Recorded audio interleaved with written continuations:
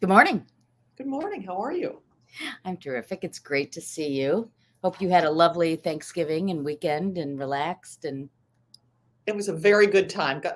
Time to see friends and family. Ate too much, always. good. Yeah, So, how about we had a you? nice Oh, now we're weekend. up. Now we're on. Were we not on before? I Okay. guess not. Hi. So my middle child came in from Des Moines. It was great to see him. So we had the full family together and had a great time. Same thing, ate too much. So Well, we hope everyone who's watching had a very happy Thanksgiving. absolutely. All All right. Well, let's right. start our show.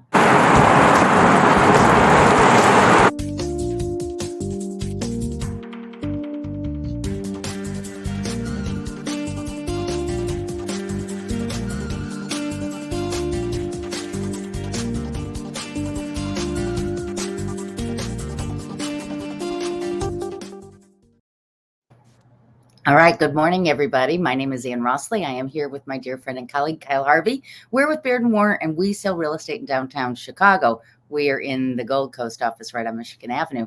So today, Kyle, we have lots of fun stuff to talk about, questions from our viewers and clients, and a few other things just to chat about, right? Absolutely.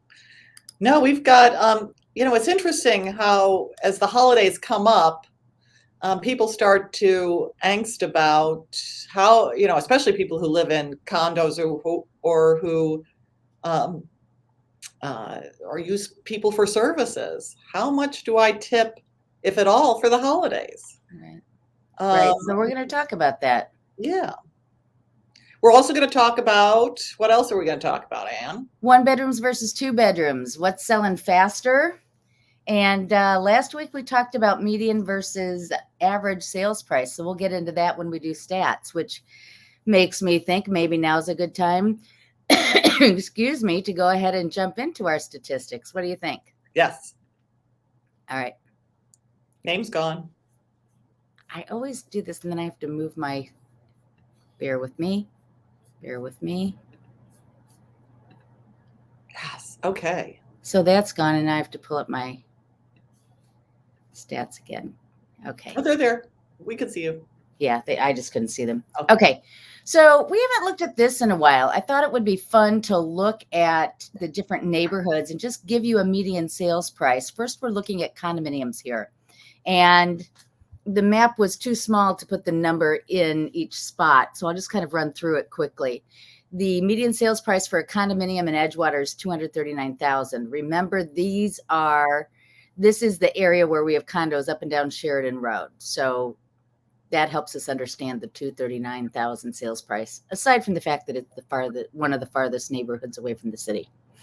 Uptown, 295,950.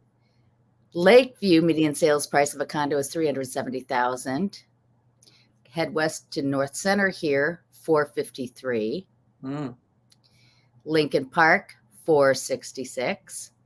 Logan Square, 415. It's really come up in the last couple So years. much. So much.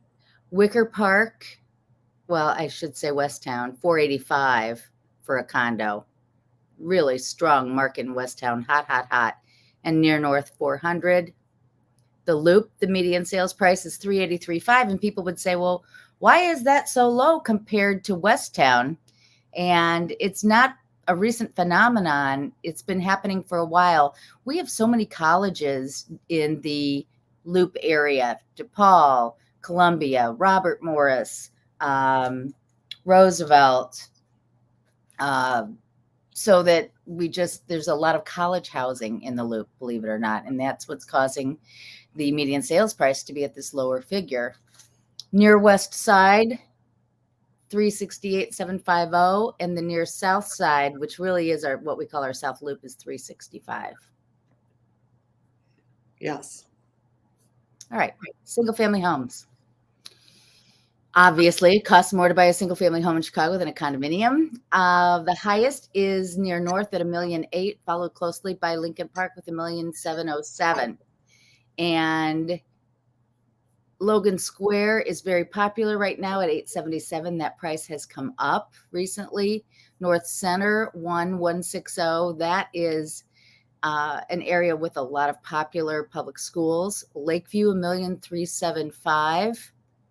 And the near south side, 1,300,000 for a single family home. There aren't that many, but those that are there are more expensive. Mhm.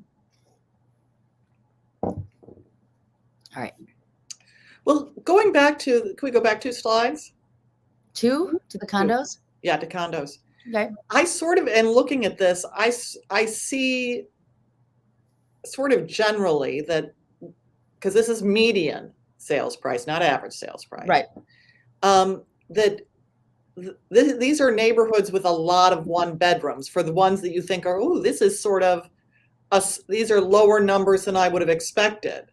Edgewater, Uptown, actually the near north side has a lot of one bedrooms. North Center has fewer.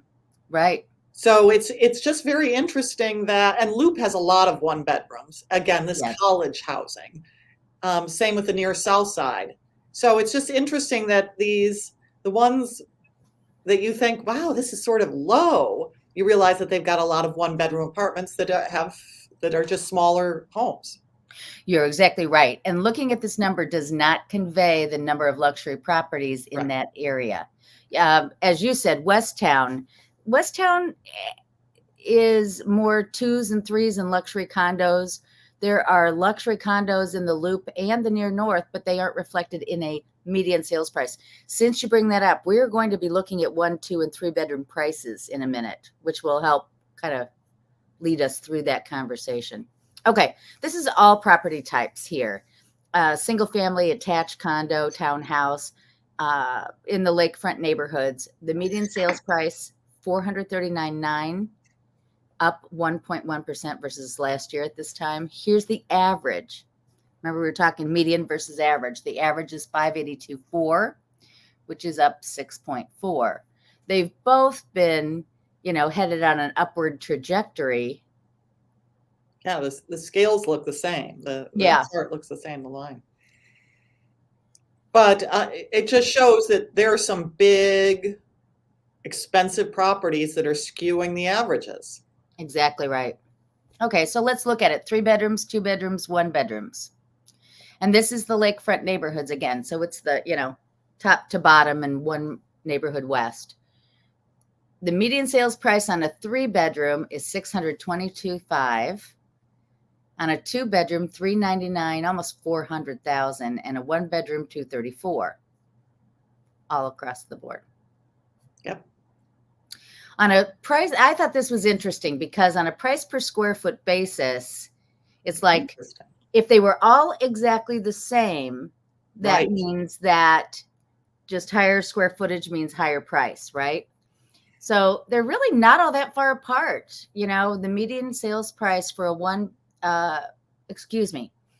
the median price per square foot for a 1 bedroom is $294. For a 2 bedroom, the price per square foot is $314, and for a 3 bedroom, it's $323. So that says to me that it costs more per square foot to have a 3 bedroom. But you could also have a bigger 3 bedroom too. So I don't know. But I think it is the value of a home for a family versus the value of a 1 bedroom. It just, But it was surprisingly close in my mind. I thought it would be a bigger spread. Yeah. Okay, average market time. So this gets into the question that one of our clients asked, which is, should I be looking to buy a 2 bedroom? Should I wait to have enough money to buy a 2 bedroom? Or is it okay to just jump in and buy a 1 bedroom now? What are the pros and cons? And so the first thing I looked at was, what's the market time? Like if I put my condo on the market, how long is it going to take to sell? And the fastest seller is a 2 bedroom, even more than a 3 bedroom at 87 days. I thought that was really interesting. And I'm guessing that's because it's a higher price on the 3 bedrooms, wouldn't you say? I would, but it's also a lot of people enter at 2 bedrooms. A lot of people who've waited and waited and waited, and then they want 2 bedrooms. Versus 3 bedrooms is I'm starting a family, or I've got a family, and you're a little bit older buyer on the average. Mm-hmm. So I find that 2 bedrooms are sort of the sweet spot of listings. They go Right. faster. A lot of people want them. A lot of people want to see them. Yeah. But we're not saying here that it's like 120 days to sell a 1 bedroom versus 50 days to sell a 2 bedroom. It doesn't look that substantially off that I would tell somebody don't buy a 1 bedroom. No, no. And Right. I, again, market time reflects more than anything whether you're priced aspirationally or whether you're priced at where it's going to sell. Because if Right. you're priced where it's going to sell, you're going to sell quickly. So I wonder if some of the 1 bedrooms haven't really done the research, or it's just not people sort of think, well, I'll put it on the market. I wonder also if some of the 1 bedrooms are investor sales. Well, that's a really good point. The other thing is when we say it's a 1 bedroom, it can be anything from a 900 square foot 1 bedroom down to a 500 square foot studio in this group because it's 1 bedroom or less. And Yeah. people just aren't as interested in buying studios. So that could be skewing the numbers as well. Yeah. All right, month supply. And this is everywhere. So again, it's very healthy and strong everywhere you look. 1 bedrooms are a 4.1 month supply, 2 bedrooms, 3.1, 3 bedrooms, 3.6, and they're all down 50 or so percent versus last year at this time. Wow. So again, 1 bedroom, a 1 bedroom can be a great investment. Just depends where and what you're doing. Mm-hmm. I thought this was interesting. What are the average number of showings to get a contract by bedroom? Interesting. And look, they all hover around the same thing. I mean, they're up and down and all around, but it's basically 9 to 10 showings to get a contract. And then how many showings are these properties getting each month? And so last month, October, the average number of showings on a 1 bedroom was 3. So if you have a 1 bedroom listing and you're getting less than 3, you're less than the average. 3 bedrooms, 3.5, and 2 bedrooms, 3.8. So again, that tells me there are more people out looking for 2 bedrooms than any of these other types of properties, which goes back to what you were saying. The 2 bedrooms are the sweet spot. Oh, and then I wanted to do it by price range. I forgot. I really got into it last night. What I did here was instead of by bedroom, I broke it down by price. So I looked at the condos that are less than 300. I looked at the condos that are 300 to 500, 500 to 900, and 900 or more. And to say, where's the activity right now? Where are people looking? And the answer is most people are looking right now between 500 and 900. Wow. Is this only condos? Are these just condos or? Yeah. Okay, cool. Yeah. So that middle market seems to be the hot spot. The 2 bedrooms and the 5 to 900 is where the action is. So that's it. Very interesting. And I wonder if our lack of inventory is skewing how many showings things are getting. Because I've got buyers who are sort of bummed out. There's not enough. And so they're not, we're not seeing 10 properties. We're seeing 1, done. Yeah. We really have almost nothing on the market right now. Well, and we have things that are on the market, but they've languished on the market. And when you say there's nothing, it's because it's something you've already seen or it's something you've dismissed. Well, right? But I also think a lot of choice can mean, like in January and February of last year, the inventory was going up. It was really rising, and sales contracts were rising because people thought I can go shopping. There's stuff to buy. When when you look at a store that has not a lot on the shelves, you're not going to be, whatever. You know what I mean? Yeah. So I'm hopeful, and I'm encouraging my sellers to come on the market in January. I know you don't want to do it over the holidays, and I think it's great to do it on the holidays because I'm taking people out to look at properties. But if you feel I can't be bothered, well then do it in January because people are looking. So let's talk about this. Last week we encouraged people as one of the options to go on the private network. Yes. Or be a pocket listing. Let's talk about that a little more, shall we? And talk about what those are, how they operate, and what might one expect. Yeah. Well, as you folks who watch us know, there are 2 private networks operating in Chicago.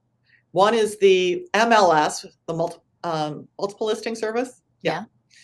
Which is the big database from which all the properties you see on Zillow and Redfin and that we see on the database itself are in there. And there is an area called private. And Anne, if you've got it on your screen, pop it up. Okay. That only shows on the MLS. And it doesn't show in Zillow, Redfin, on the internet to non-subscribers to the MLS. Okay. All right. So that's what ours looks like generally and private. So you're looking at what we look at when we are looking at real estate, when we're looking for you as buyers and sellers. Right.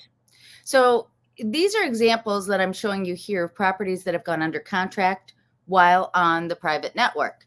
So you were saying all about how Sandburg is so hot. Here's one that sold off the private network.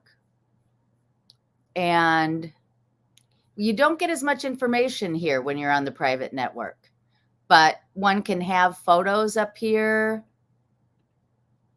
So as you see, this is only investors, currently rented for $4,000 a month. So there's all this information that is, they just are popping it on the market and only we can see it. Right. As opposed, okay, let's see. So I'll have stats on how much is going on right now on the private network actively and why don't you share those with us? Okay. Oh, wait, but before you get to that, just so everybody sees. Yeah. Oh, I took too long to scroll up. Okay, here we go. This is how much information you get when it's active versus that little bit you saw when it's private. I just wanted to show you that quickly so you could see. Okay. So anyway, private network. Right. That's what you get. Okay. So the pros and cons to the private network. You get to be out there for every agent to see.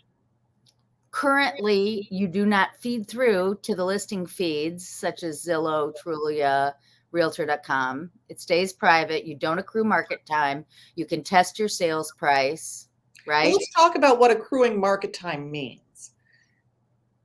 Sometimes buyers think that if a property hasn't gone under contract within a month, 45 days, that there's something wrong with the property or something wrong with the price. And people say to me when I'm showing a property that has been on the market for longer than 45 days, what's wrong with this? Right, right. And my response is either nothing or because sometimes there's nothing wrong because they're asking me as their broker, as a buyer's broker, what's wrong with this property?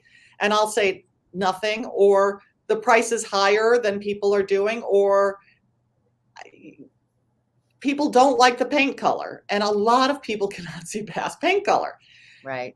But we say this over and over again, Kyle, time is not your friend in real estate. So when you go on the market, the longer you are on, the more people think. Here's a quick story for you. Tom and I bought a condo My first condo purchased as a real estate agent. It was a 1-bedroom at 801 South Plymouth Court, and they were selling for like 75 to 85. Okay. This one's on the market for $48,000. So of course, What what do is we wrong say? with that What is property? wrong with this property? Exactly right. Well, investigation showed it was a relocation property. It had a cracked down wall because they hadn't patched and painted.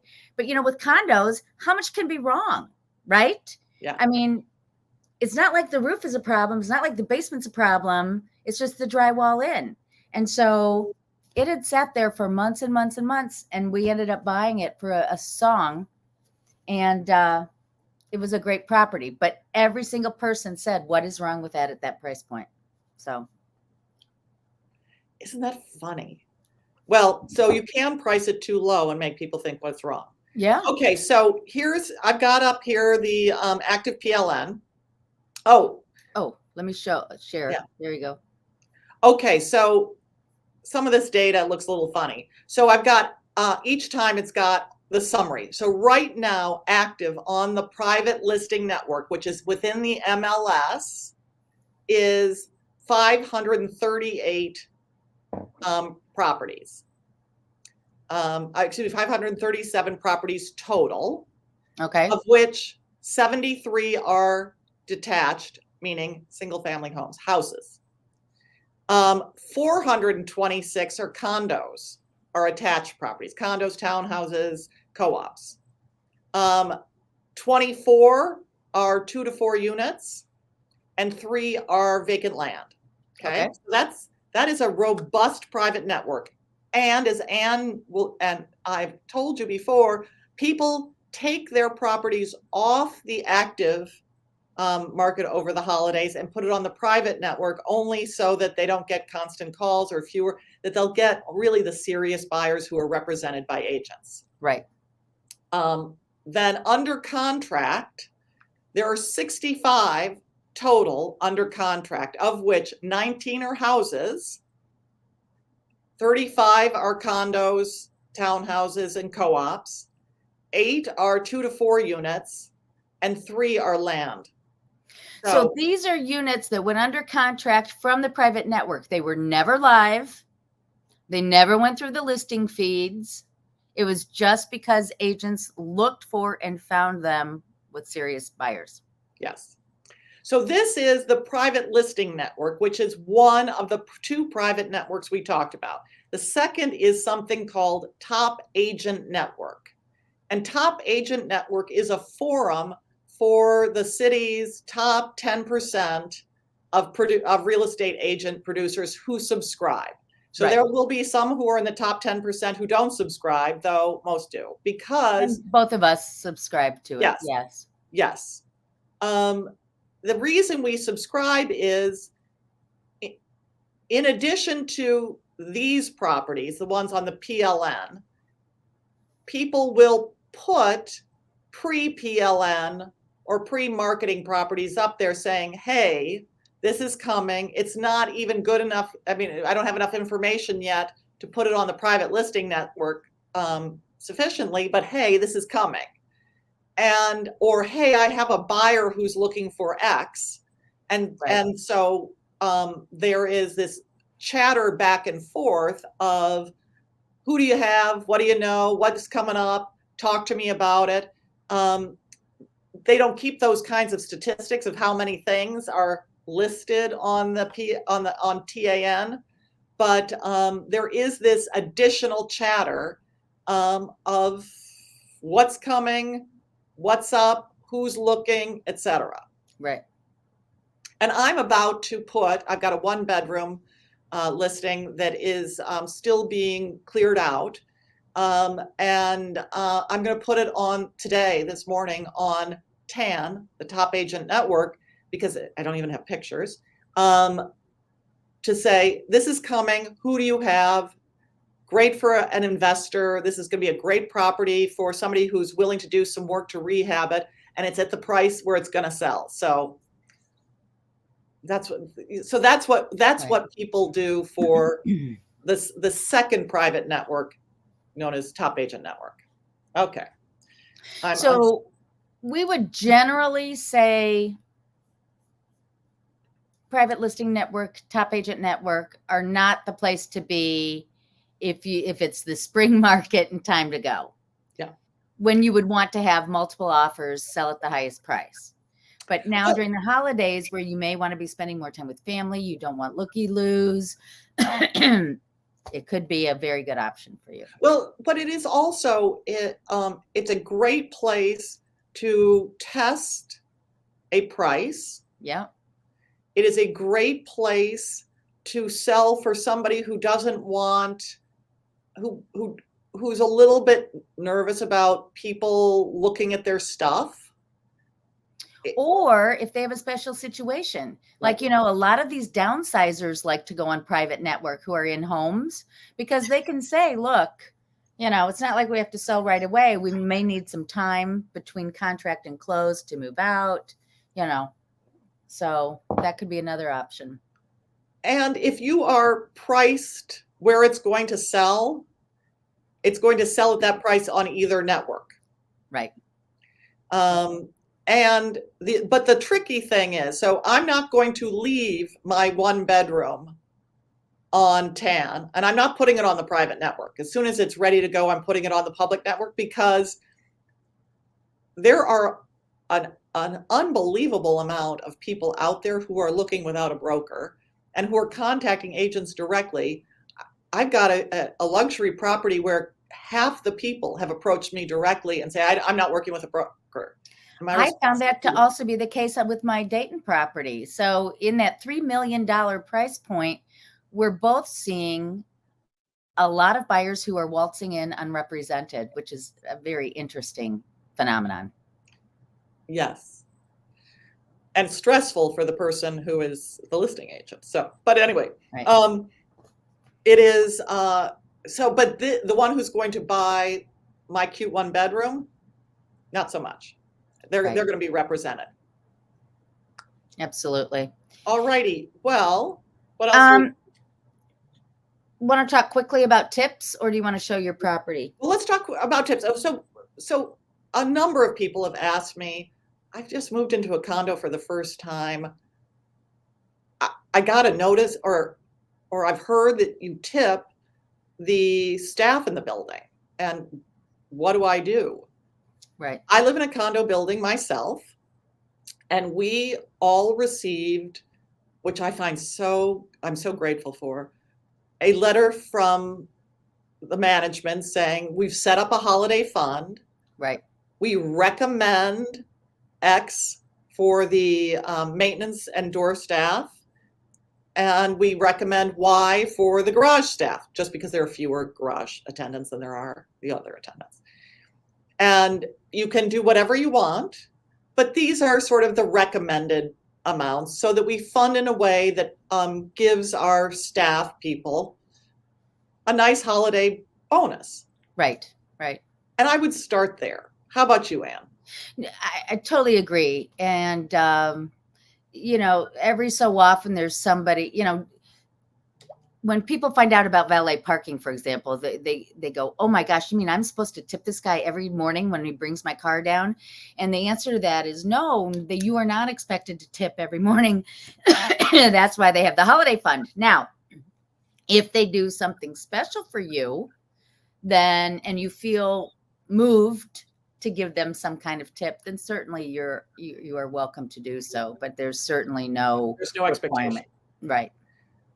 But for example, there are certain staff people that you may rely on more than other staff people.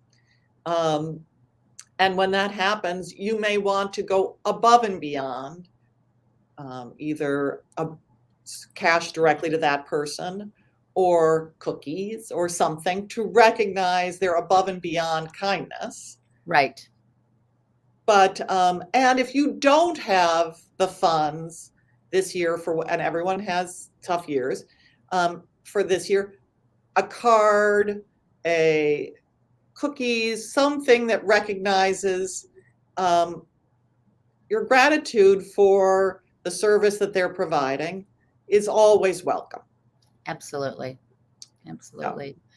All right. Well, we had like 3 other topics we didn't even get to today. We'll have to take those. Are we out of time? My God, we're out of time. Yeah. We I are have out a of time. really good 1-bedroom to show you people. Show us next fast time. then. Oh, okay. We'll show it fast. Okay. Go. Okay. So this is, I mean, it's actually, I think I sort of want it. And maybe for your person who's looking. Yes. But it's a 1-bedroom. Okay.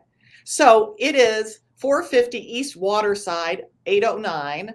It's on the market it's a high price for a 1-bedroom, but it's 1,024 square feet. So it's big. Oh, that is more big. than that. It has a separate dining room, which you can use as an office. Parking is extra for $45,000.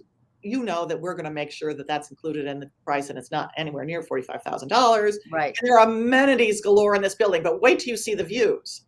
Okay, I got to pull this over here so you can see. Look at that view. Oh, wow. Yeah. So it's the side that faces north, looking over the river. I mean, oh. That is lovely. Oh my gosh. Just beautiful. So this is your office. I'd set this up as my office. Oh, right. Yeah. I love having a 1.5 bath too. And look at this entryway, nice and big. Yeah. And they've put in there a little bit of storage here. That's and then the mirror, so they can work out in their foyer. Yes. And look, yeah, exactly. Oh, and a view from your bathroom. I love it. I know. And you've got windows in your bathroom. Yeah, that's nice. Oh. And then a half bath. It's 1.5 baths. Oh, no, that's really fun. And this is your balcony. Okay. All righty. That's what I got for you. Oh, call us, people, if you know somebody who would like to buy this. That is a great apartment. The one tricky thing, which I thought was interesting. This building requires you to pay the city of Chicago an assessment for this land. They must own this land in such a way that you have to pay, I think it says a special assessment. I think it's like $1,200. It's not a special assessment. It's like a TIF thing. Yeah. So that you got to add that in, sort of think like that as tax. That has been negotiated, though. I've seen it where sellers have to pay a portion of it, or that. And yes, everything is negotiable for the first year. That's right. This is an annual assessment to the city. Wonderful. Good to see you. Have a great week. And everyone, we will be back next week. Send us some more questions. We will answer them online. Thanks for watching Monday Morning Coffee with Kyle and Ann. We'll see you next time.